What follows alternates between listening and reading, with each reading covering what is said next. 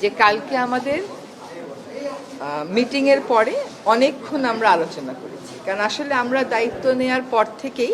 আসসালামু আলাইকুম দর্শক, সংকট ঘনীভূত ইউনূসকে ঘিরে একটি চক্র এই সংবাদ প্রকাশ করেছে। আসসালামু আলাইকুম প্রদর্শক শ্রোতা, ডক্টর ইউনূস কি পদত্যাগ করছেন, কি বললেন রেজওয়ানা হাসান। তার আগে আপনারা জানবেন মোস্তফা ফিরোজ ভাই গুরুত্বপূর্ণ একটি তথ্য দিয়েছেন। ডক্টর ইউনূসকে নিয়ে চক্রান্ত হচ্ছে, ভেতরে 3 জন, বাহিরে 4 জন। এগুলো কারা? চলুন ভিডিওতে বিস্তারিত দেখে আসি। আসসালামু আলাইকুম দর্শক, সংকট ঘনীভূত ইউনূসকে ঘিরে একটি চক্র এই সংবাদ প্রকাশ করেছে মানব জমিন পত্রিকা। এই সংবাদের উপর একটা ছোট্ট বিশ্লেষণ আছে। বিশ্লেষণ করার আগে আপনাদের প্রতি অনুরোধ, যারা ভয়েস বাংলার এই প্রতিবেদনগুলো দেখছেন তারা অবশ্যই লাইক, শেয়ার এবং সাবস্ক্রাইব করে আমাদের সঙ্গেই থাকবেন। আসুন আমরা দেখি যে মানব জমিন পত্রিকায় কি বলেছে এবং তার বাইরে কিছু বিশ্লেষণ দর্শক করতে চাই। বলছে, অন্তর্বর্তী সরকার প্রধান ডক্টর মোহাম্মদ ইউনূসের সঙ্গে রাজনৈতিক দলগুলোর ক্রমেই দূরত্ব বেড়েছে, তবে এনসিপির সঙ্গে সম্পর্কের কমতি নেই। দায়িত্বশীল সূত্রগুলো বলছে, গত 4 দিন একটানা চেষ্টা করেও প্রধান উপদেষ্টার সঙ্গে বিএনপি সাক্ষাৎ পেতে ব্যর্থ হয়েছে। গতকালকের কথাও দর্শক জানি, জরুরি সংবাদ সম্মেলনের আগেও বিএনপির পক্ষ থেকে চেষ্টা করা হয়েছে প্রধান উপদেষ্টার সাক্ষাৎ পাওয়ার জন্য, কিন্তু প্রধান উপদেষ্টার দপ্তর কোনো সাড়া দেয়নি। জামাতে ইসলামীর তরফেও বারবার সর্বদলীয় বৈঠকের আহ্বান করা হয়েছে, তাগিদ দেওয়া হয়েছে, কিন্তু কোনো অনুরোধেই তিনি সাড়া দেননি। ওইদিকে বিএনপি এবং জামাতের মধ্যে দূরত্ব কমছে। ইতিমধ্যে 2 দফা বৈঠকের খবর রয়েছে। 26 ফেব্রুয়ারির মধ্যে নির্বাচন অনুষ্ঠানের ব্যাপারে 2 দলের মধ্যে কথাবার্তাও হয়েছে। নির্ভরযোগ্য সূত্র বলছে, প্রফেসর ইউনূসকে ঘিরে রেখেছে একটি অশুভ চক্র। এই চক্রে রয়েছে 7 জন, ভেতরে 4, বাইরে 3। তারা চায় না নির্বাচনের দিকে দেশ এগিয়ে যাক, তাদের মতলব অন্য। তারা তাকে জনবিচ্ছিন্ন করতে চায়। আর এই সংকট উত্তরণে কোনো উদ্যোগ নেই, বরং উল্লেখিত চক্রটি নানা খেলায় মত্ত রয়েছে।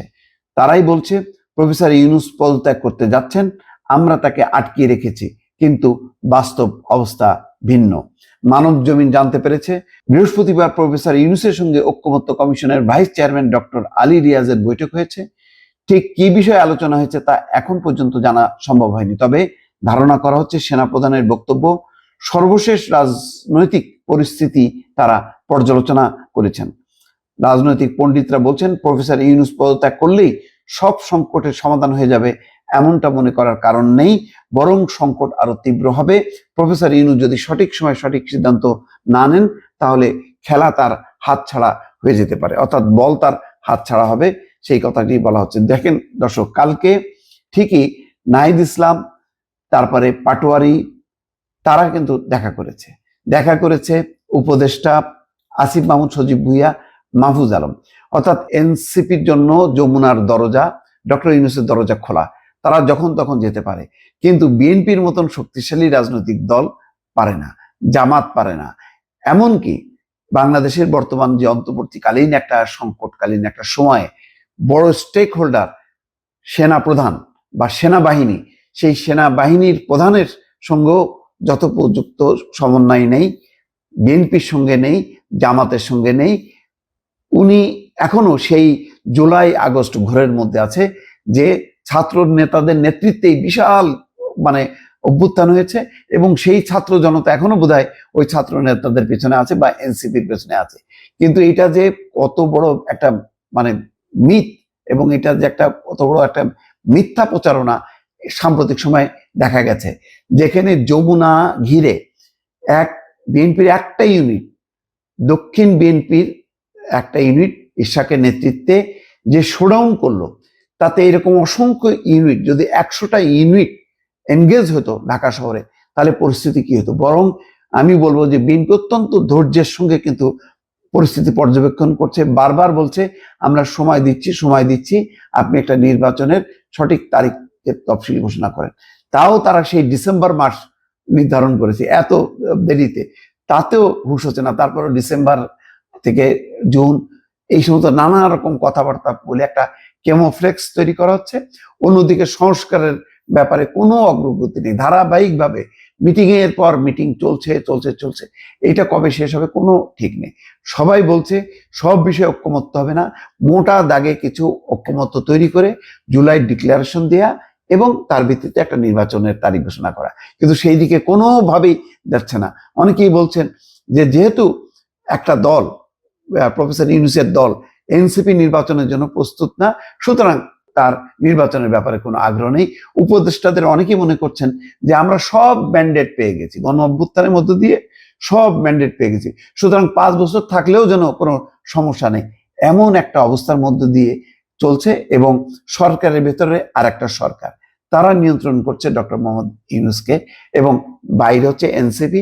এমন ভাবে ওনার কাছে একটা উপস্থাপন করা হয়েছে যে এনসিপি একটা বিশাল ব্যাপার, অথচ রাজধানীতেই তার অবস্থান একদম ক্ষুদ্র।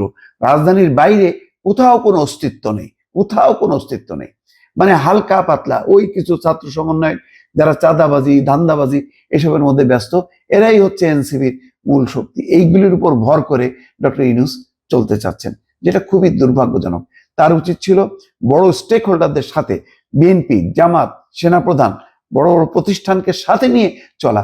উনি এই সমস্ত মানে কি বলবো, মানে অনেকে বলছে এনসিপি মানে জাতীয় নাবালক পার্টি, তাদেরকে অবশ্যই অবজ্ঞা বা অবমূল্যায়ন করা উচিত না। তারা গণঅভ্যুত্থানে তারা জানবাজি করে লড়াই করেছে, কিন্তু সেটাই কি সব প্রতিষ্ঠান হিসেবে কি দাঁড়াইছে এনসিপি? এবং সেটার জন্য কি সময় দরকার? না, সময় দরকার। কিন্তু তার আগেই তারা মনে করছে যে হাসিনার পতন ঘটেছে, সুতরাং ক্ষমতায় আসতেও তেমন কোনো সময় লাগবে না, এমন একটা মনোভাব। সেই মনোভাবের দ্বারা আবার ডক্টর মোহাম্মদ ইউনূসও সেইগুলিকে আবার পৃষ্ঠপোষকতা করছে, যার কারণে বড় ধরনের একটা গ্যাপ বা সমন্বয়হীনতা তৈরি হয়েছে, যার পরিণতিতে আজকের এই অবস্থা। আমি বিষয়টা এভাবে বলি যে কালকে আমাদের মিটিং এর পরে অনেকক্ষণ আমরা আলোচনা করেছি, কারণ আসলে আমরা দায়িত্ব নেওয়ার পর থেকেই আমাদের 3টা মোটা দাগের দায়িত্ব, এবং 3টাই কঠিন কঠিন দায়িত্ব। একটা দায়িত্ব হচ্ছে সংস্কার, একটা দায়িত্ব হচ্ছে বিচার, একটা দায়িত্ব হচ্ছে ইলেকশন। শুধুমাত্র ইলেকশন করবার জন্য তো আমরা দায়িত্বটা নিইনি, যেহেতু আরও 2টা দায়িত্ব আছে, আমরা সেগুলো আসলে পালন করতে পারছি কিনা। কারণ আমরা দায়িত্ব নেওয়ার পর থেকে যার যত রকম দাবি আছে সব দাবি নিয়ে তারা রাস্তায় বসে যাচ্ছে, রাস্তা আটকে দিচ্ছে, একদম ঢাকা শহর অচল হয়ে পড়ছে। সেই অচল অবস্থা নিরসনে আমরা কিছু করতে পারছি কিনা। তো এগুলো আলোচনা করে যেটা আমরা চিন্তা করলাম যে আমাদের এই দায়িত্বটা কিন্তু জাতীয় দায়িত্ব, এবং আমরা তো আগে থেকেই বলছি যে আমরা ক্ষমতা নেইনি, দায়িত্বে আছি। এই দায়িত্বটা পালন করা তখনই আমাদের পক্ষে সম্ভব হবে যখন আমরা সকলের সহযোগিতা পাবো। প্রত্যাশার বিষয়টা এক, আর দায়িত্বটা আসলে পালন করতে পারার বিষয়টা এক। প্রত্যাশা অনেকই থাকতে পারে, কিন্তু আমার তো একটা এনাবলিং এনভায়রনমেন্ট থাকতে হবে এই প্রত্যাশাটা পূরণ করার জন্য। তো আমরা চিন্তা করেছি যে আসলে আমরা পারছি কিনা, এই যে প্রতিবন্ধকতাগুলো হচ্ছে আমাদের এই বড় দাগের 3টা দায়িত্ব পালন করার জন্য, এই প্রতিবন্ধকতাগুলোকে আমরা কিভাবে মোকাবেলা করব, আদৌ মোকাবেলা করতে পারবো কিনা, যদি মোকাবেলা করতে পারি কিভাবে করব, যদি মোকাবেলা করতে না পারি তাহলে আমাদের কি করণীয় হবে, আমরা সকলে মিলে এটা চিন্তা করছি। হ্যাঁ, আর প্রধান উপদেষ্টা যদি কোনো সিদ্ধান্ত নেন কোনো ব্যাপারে, আমি প্রথম থেকেই বলে এসেছি যে উনি একটা সময় দিয়েছেন, ডিসেম্বর থেকে জুনের মধ্যে নির্বাচন হবে, তার একদিনও এদিক সেদিক হওয়ার কোনো সুযোগ আমাদের পক্ষ থেকে নেই। কাজে এগুলো নিয়ে অন্য ধরনের কোনো কথা বলারও কোনো সুযোগ হওয়া উচিত ছিল না, কারণ বারবারই বলা হচ্ছে যে একটা সময়সীমা দিয়ে দেওয়া হয়েছে। এখন কিছু কিছু গুরু দায়িত্ব তো আছে, সেগুলো পালনের সাথেও তো মাসের একটা সম্পর্ক থাকতে পারে। তো উনার যদি কোনো কিছু বলার থাকে, আমি নির্বাচনের প্রশ্নেও বলেছি, দায়িত্ব পালনের প্রশ্নেও বলেছি, ওটা আপনারা ওনার থেকেই শুনবেন। না, চাপ মানে কি, ধরেন প্রত্যাশার একটা কোনো চাপ হচ্ছে যে আমরা পারফর্ম করতে পারছি কিনা, আমাদের বিবেচনায় বিবেকে ওইটাই একমাত্র চাপ। এর বাইরে আর কোনো চাপের জন্য, ধর আপনি এখন এক জায়গা থেকে আরেক জায়গায় মিটিংয়ে যাবেন, সচিবালয় থেকে যমুনা মিটিংয়ে যাবেন, যেতে পারবেন না, রাস্তা বন্ধ। কেন রাস্তা বন্ধ? সেটা তো আসলে অনেক সমস্যা এরকম আছে যেটা আলাপ আলোচনা করলেই হয়তো করা যায়। তো চাপ হচ্ছে আমাদের নিজেদের পারফরমেন্সের চাপ, যে আমরা পারফর্ম করতে পারছি কি পারছি না। ম্যাস পিপলকে একই ইনফরমেশন, যে আমরা যদি আমাদের দায়িত্ব পালন করতে পারি তাহলেই আমাদের দায়িত্বে থাকাটা প্রাসঙ্গিক। যদি দায়িত্ব পালন করতে না পারি, আমাদের যার যার নিজস্ব অনেক কাজ আছে, তাহলে দায়িত্ব পালন করাটা আর প্রাসঙ্গিক থাকলো কিনা। আমরা দায়িত্ব পালন অনেক প্রতিকূল পরিস্থিতির মধ্য দিয়ে তো অনেক দূর এগিয়েছি। আমরা রিফর্ম কমিশনগুলো তাদের রিপোর্ট দিয়েছে, সেই রিপোর্টের উপরে রাজনৈতিক ঐক্য গড়ার প্রক্রিয়াটা শুরু হয়েছে, সকল রাজনৈতিক দল সেখানে পার্টিসিপেট করছে। এটা কি পারা না? এটা তো পারা। আমরা একটা নির্বাচনের সময়সীমা বলে দিয়েছি যে ডিসেম্বর থেকে জুনের মধ্যে অবশ্যই হবে, সেটাও একটা পারা।